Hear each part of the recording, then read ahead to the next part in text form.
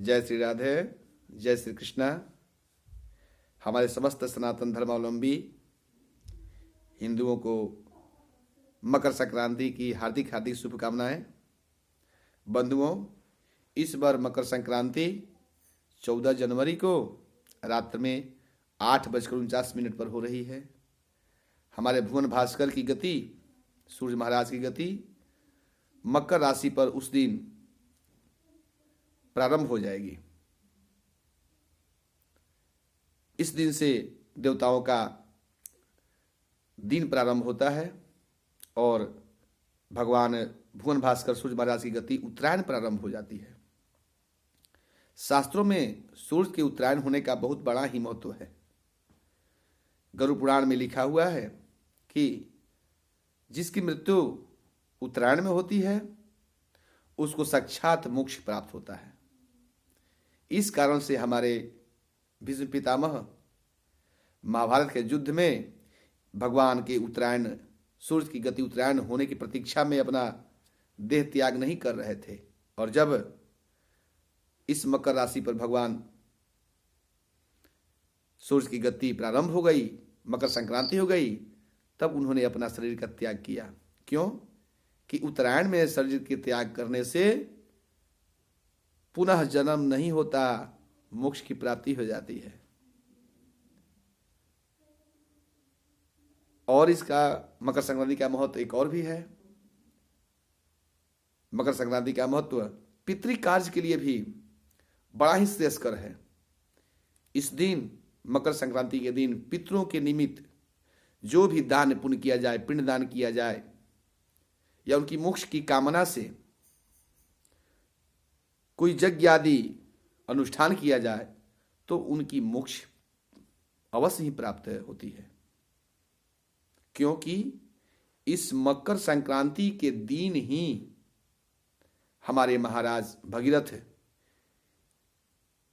गंगा मैया को ले जाकर के कपिल मुनि के आश्रम में, जहां गंगा सागर है बंगाल में, कलकत्ता में, जाकर के गंगा को ले जाकर के वहां अपने पितरों का उद्धार किए और गंगा को सागर में मिला दिए। गंगा और सागर के मिलन होने के कारण वहां उस तीर्थ का नाम गंगा सागर पड़ा। और इस गंगा के जल के प्रभाव से उनके सारे पितर, जो कि कपिल मुनि के श्राप से आंख खोलने से जल करके भस्म हो गए थे, उनका उद्धार हो गया और वे मोक्ष को प्राप्त कर गए। अतः यह मकर संक्रांति पितरों के मोक्ष दिलाने के लिए, पितरों को प्रसन्न करने के लिए अत्यंत ही शुभ त्योहार होता है, अवसर होता है, काल होता है। अतः इस दिन अवश्य ही अपने पितरों की प्रसन्नता के लिए तिल दान करना चाहिए, पितरों को जल देना चाहिए, पिंड दान करना चाहिए। पितर प्रसन्न होकर के अपने संतति को सारे शुभाशीष प्रदान करते हैं। और इस मकर संक्रांति का महत्व एक और भी है। यह मकर संक्रांति से देवताओं का दिन काल प्रारंभ होता है।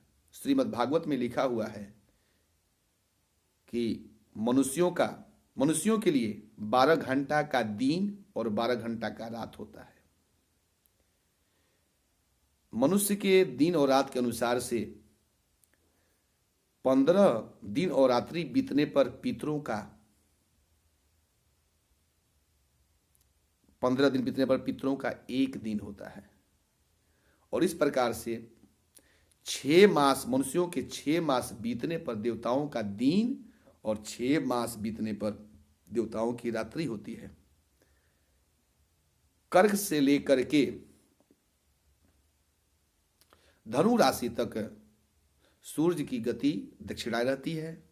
अतः यह देवताओं का रात्रि काल होता है।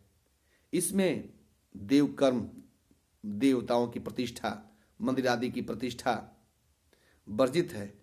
क्योंकि देवता सोए हुए रहते हैं, तो प्रतिष्ठा किस बात की जाए, किसकी प्रतिष्ठा की जाए?